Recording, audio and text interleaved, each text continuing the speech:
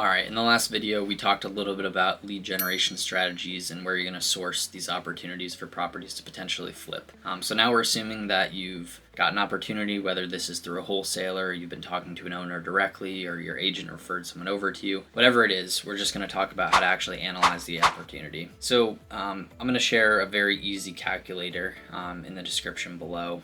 Just a couple editable tabs, but obviously it's just a guideline. You're going to have to critique it based on your market and other things. But long story short, your first one's going to be the hardest because you don't know what you don't know. You don't know what your holding costs are going to be. You don't know how long it's going to take. You can only go off of what other people are going to tell you. So this is when you really want to surround yourself and pick others' brains. Experienced investors, someone that you can trust, that kind of is going to give you an unbiased opinion of the deal.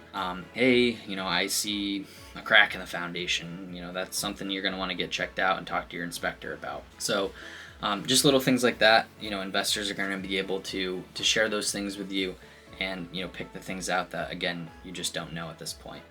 Your agent should be a resource as well, as far as giving you an idea of finishes that you should do, which you should communicate to your contractor if you can't get them on the appointment together. Your contractor is going to be able to kind of give you a rehab budget and a timeline. Definitely inflate these things. Things always take longer. Things always come up.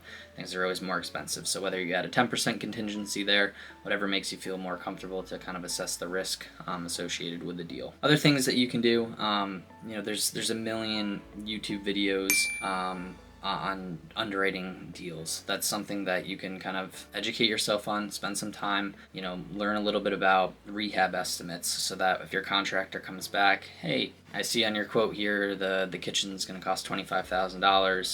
Just want to make sure we're on the same page for what a flip kitchen needs to look like, because we've never spent $25,000 in a kitchen. So just little things like that, educating yourself through YouTube videos, talking to other investors, your agent's feedback, your contractor's feedback, and kind of funneling all those things in together to know, hey, is this a project that's going to yield any profit? Another end of that is actually underwriting the deal, so the after repair value, which is also where your agent is going to kind of come into play.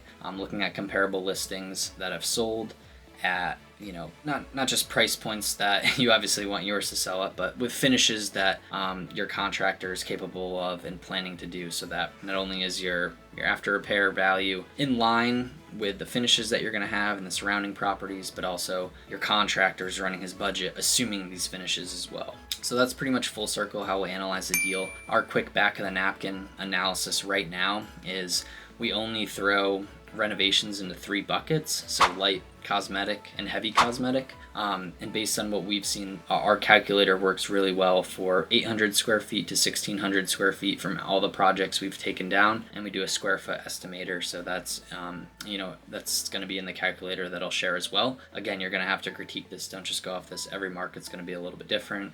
We know our contractors' numbers now very well, but it's just a good rule of thumb for us. And we always have our agent run comparable listings after we'll just do a quick Zillow search, look what's sold in the past 3 to 6 months, similar square footage, similar year build, similar lot size, and similar house layout. So, that's really kind of back of the napkin, the best way to go about it, especially on your first one. There's nothing better than practice, getting feedback. Even if you say, hey, I just comp this deal, and get the opinion of another investor. Those are all great ways to underwrite deals.